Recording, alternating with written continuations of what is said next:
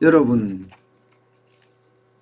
카드론이 사상 최고치를 찍었습니다.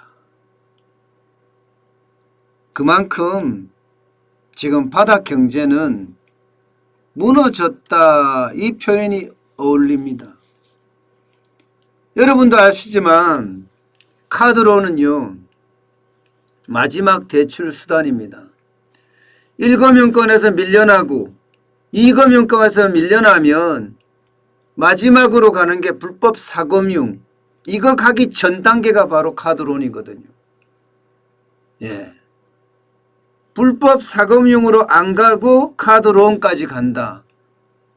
카드론은 여러분도 알다시피 특별한 신용도도 필요 없습니다. 카드를 만들 때 신용도만 있다면 카드를 만들어서 돈을 빌릴 수가 있는 거죠. 이자도 굉장히 세요. 이자가 법정 최고 금리인 24%에 가까운 그런 고금리가 많아요. 그런데도 불구하고 지금 많은 사람들이 카드를 만들고, 그것도 한 장이 아니라 여러 장을 만들어서 돌려막기 하고 있다는 그런 뜻입니다.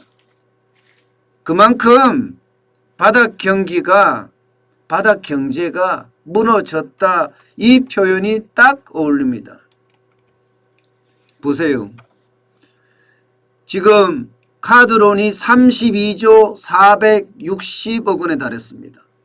정의당의 장혜영 의원실에서 금융감독원으로부터 제출받은 자료를 공개를 했는데, 그 내용에 보니까 카드 전업사 7개입니다. 신한, KB, 삼성, 현대, 롯데, 하나, 우리카드입니다. 여기에 카드론 잔액이 지금 사상 최고치입니다. 2019년 12월만 하더라도 29조 1070억 원이었지만 2020년 12월에 32조 460억 원입니다. 적어도 1년 사이에 지금 3억 이상 늘어났다는 뜻이죠. 3억 이상. 3억 이상은 아니네요. 3억 가까이네요. 3억 가까이.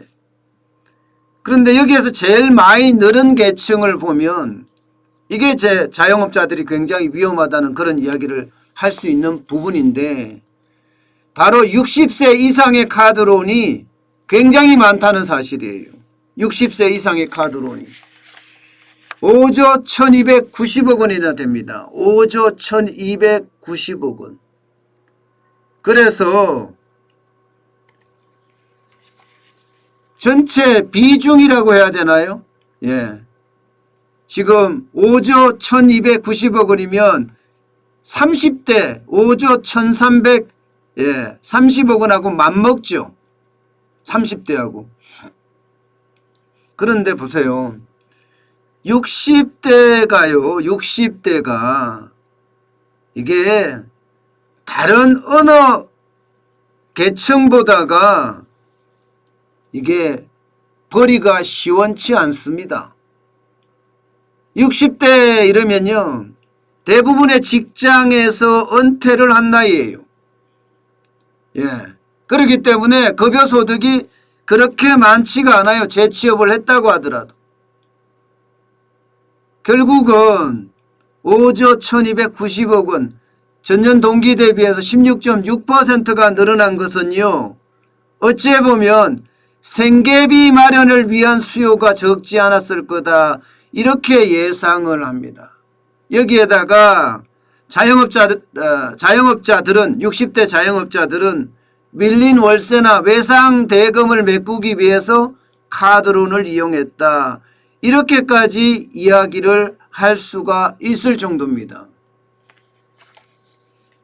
그만큼 60대 그 어느 때보다 어렵다. 사실 60대가 이렇다는 사실은 여러분, 이게 바닥 경제거든요. 바닥 경제. 자영업이라는 게 바닥 경제예요. 바닥 경제가 그만큼 어렵게 됐다는 뜻입니다. 여기에다가 보세요. 29세 이하도 1조 1410억 원입니다. 지난해 대비하면 18.5%가 늘어났습니다. 이들은 왜 빌렸을까요? 이들은 29세 이하입니다. 물론 B2도 있겠죠. 빚내서 주식에 투자하는 사람들도 있겠지만 이 계층은요. 취직을 제대로 못해서 일어나는 상황이 아닐까 이렇게 예측을 하고 있어요. 일단 코로나 세대라고 해서 작년부터 지금 취직을 제대로 못하는 데다가 바닥 경제가 무너지고 나니까 여기에 알바를 하던 친구들 그 다음에 여기에 어떤 직원으로 일하던 사람들 잘렸습니다. 그래서 버티고 있는 게 카드론으로 버티고 있는 것 아니냐 이런 해석이 지금 가능하게 되는 겁니다. 여기에다가 50에서 59세 이하도 마찬가지예요. 전년 대비 13.4%가 늘어났습니다. 9조 6,780억 원이에요. 50에서 59세도 이게 이렇게 많은 거는 아마 역대급입니다. 역대급. 50에서 59세도요. 여기도 은퇴 세대가 꽤 있습니다. 정리해고되거나 혹은 희망퇴직한 사람들 말입니다. 그나마 지금 40대가 좀 덜 늘어났다고 이야기는 하지만 여기도 마찬가지 10조 9,660억 원입니다. 40대 일자리 그만둔 사람들 많죠. 일자리 그만둔 사람들.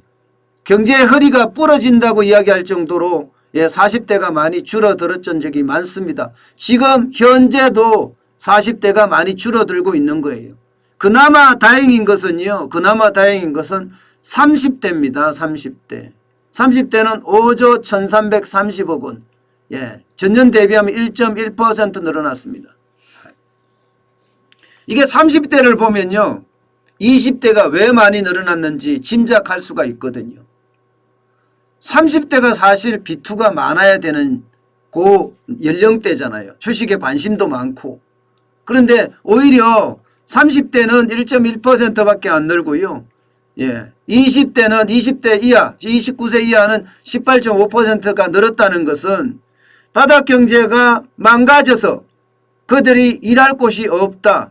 그래서 카드론으로 연명하고 있다. 이 말이 가능하게 되는 겁니다. 그만큼이요. 지금 바닥 경제는 그 어느 때보다가 심각한 상황이다. 이거 빨리 회복이 돼야 되거든요.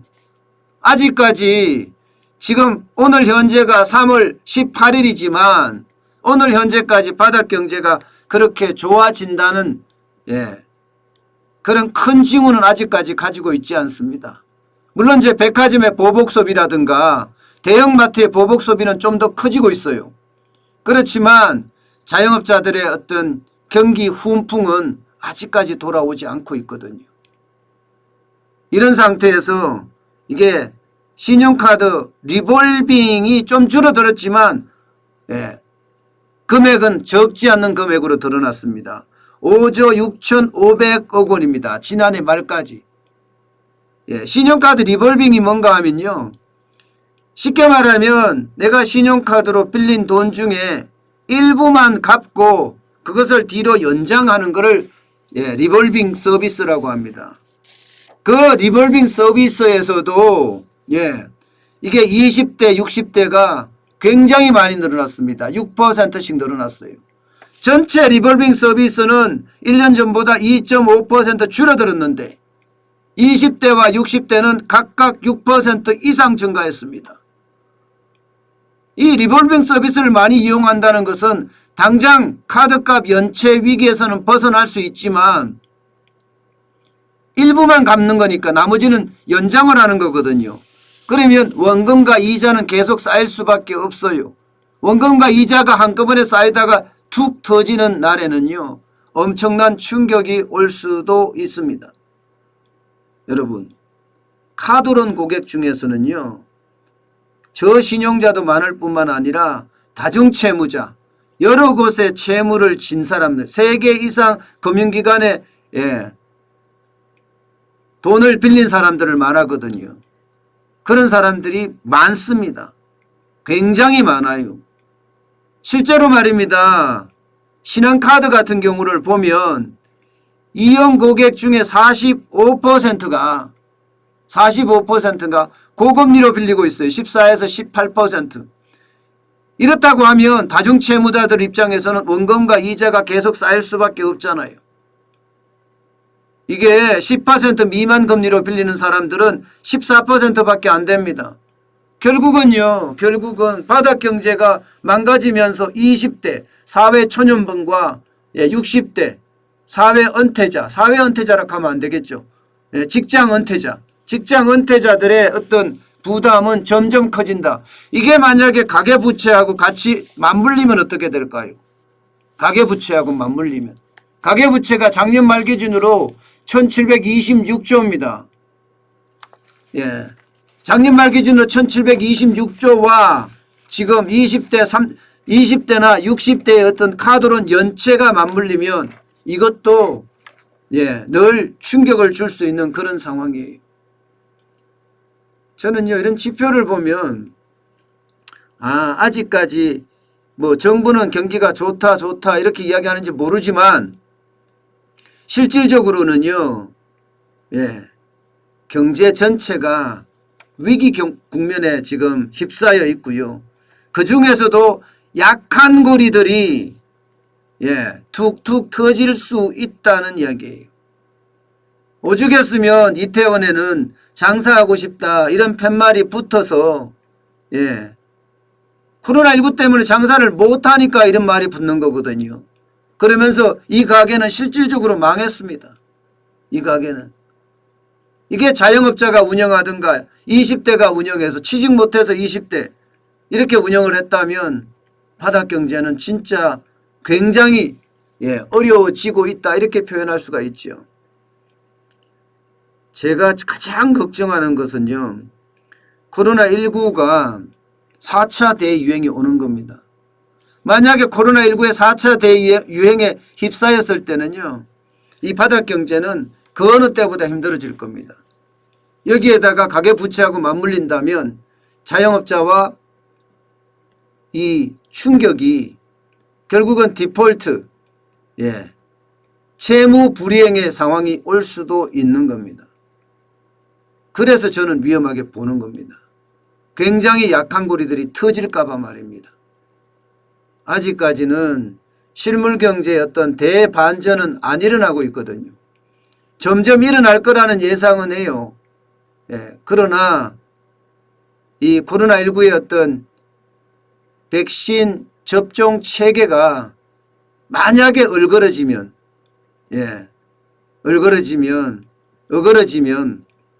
이게 쉽지가 않을 거라는 얘기도 많이 합니다. 그만큼 바닥 경제는 어렵습니다. 힘내야죠. 힘내야죠. 그 어느 때보다 지금 바닥 경제는 힘을 내야 될 때, 그래서 우리 실물 경제가 좀 받쳐줘야 될 때, 그럴 때라고 저는 생각을 합니다.